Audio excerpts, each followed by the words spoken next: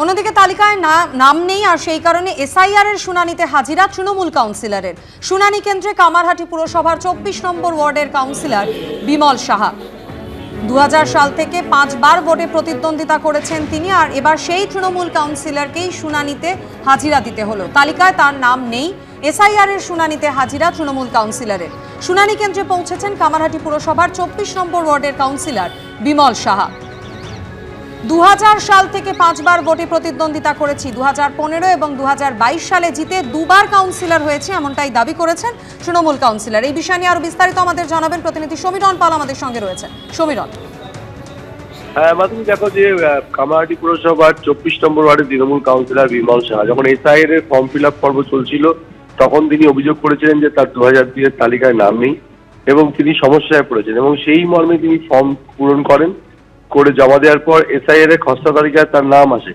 কিন্তু তারপরেও তাকে গতকাল আড়িয়াদরের একটি স্কুলে শুনানিতে ডাকা হয়। তিনি শুনানিতে হাজির হন এবং সমস্ত নথিপত্র দেন, এবং তার বক্তব্য হচ্ছে 2000 সাল থেকে তিনি পুরসভা নির্বাচনে লড়ছেন এবং দুবারের তৃণমূলের কাউন্সিলর, এবং তার কাছে সমস্ত নথি থাকা সত্ত্বেও নির্বাচন কমিশনের তরফ থেকে তাকে এই ধরনের হেনস্থা করা হচ্ছে। যদিও সংশ্লিষ্ট এই আরো জানিয়েছেন যে তার খসড়া তালিকায় নাম রয়েছে, কিন্তু কিছু সমস্যার জন্য তাকে ডাকা হয়েছে, তার সমস্ত নথিপত্র নেওয়া হয়েছে, তার বিষয়টি খতিয়ে দেখা হচ্ছে। কিন্তু বারবার এই তৃণমূল কাউন্সিল অভিযোগ করছে যে নির্বাচন কমিশন উদ্দেশ্যপ্রণোদিতভাবে তাকে হেনস্থা করছে। বিজেপির তরফ থেকে দাবি করা হচ্ছে যে এই তৃণমূল কাউন্সিলর তৃণমূলের একটা একদম সমীরণ, বিজেপি তৃণমূল তরজাও শুরু হয়েছে। কোন পক্ষের তরফ থেকে কি বলা হচ্ছে শুনবো, তুমি আমাদের সঙ্গে থাকো, আপনাদের শোনাবো। কামারহাটি পুরসভার 24 নম্বর ওয়ার্ডের কাউন্সিলর বিমল সাহা তিনি নিজে কি বলছেন। হিয়ারিং এ কল করেছে। আমার দেখতে পেলাম যখন ভোটার লিস্টে 2002 সালে আমার নাম নেই, কিন্তু অদ্ভুত ব্যাপার, আমি 2000 সালে আমি এই কামারহাটি পৌরসভার আমি ক্যান্ডিডেট ছিলাম এই ওয়ার্ডে তৃণমূল কংগ্রেসের 11 নম্বর ওয়ার্ড, এখন বর্তমানে, আগে ছিল 8 নম্বর ওয়ার্ড।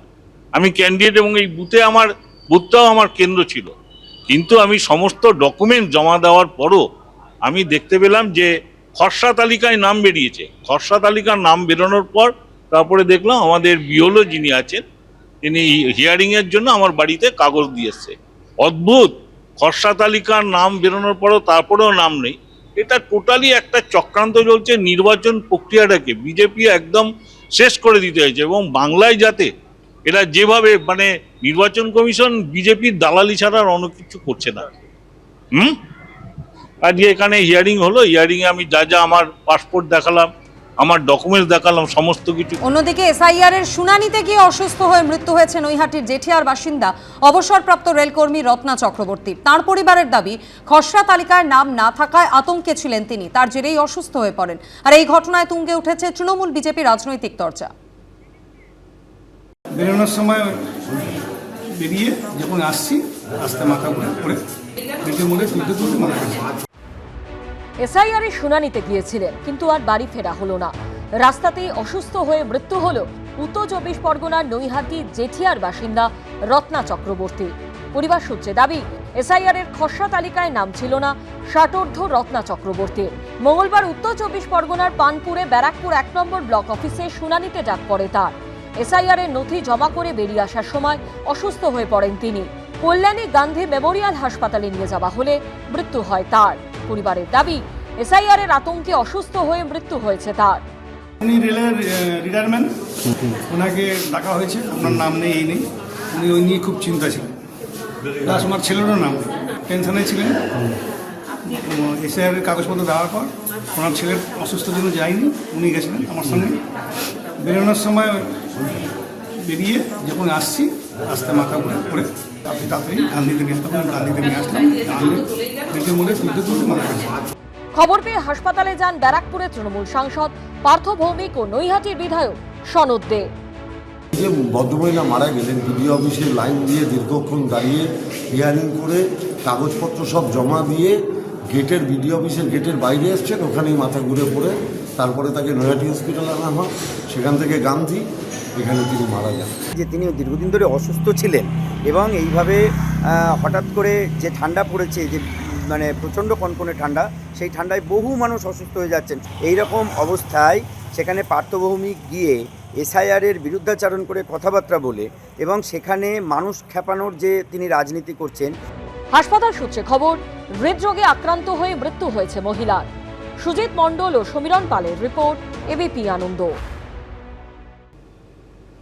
এসআইআরে অমর্ত্য সেনকে নোটিশ, কমিশনকে আক্রমণ অভিষেক বন্দ্যোপাধ্যায়। অমর্ত্য সেনকেও এসআইআর এর নোটিশ পাঠিয়েছে কমিশন। দেব মোহাম্মদ সামিকেও এসআইআর এর নোটিশ পাঠানো হয়েছে। রামপুরহাটের সভা থেকে বিজেপি এবং নির্বাচন কমিশনকে উদ্দেশ্য করে কড়া আক্রমণ অভিষেক বন্দ্যোপাধ্যায়।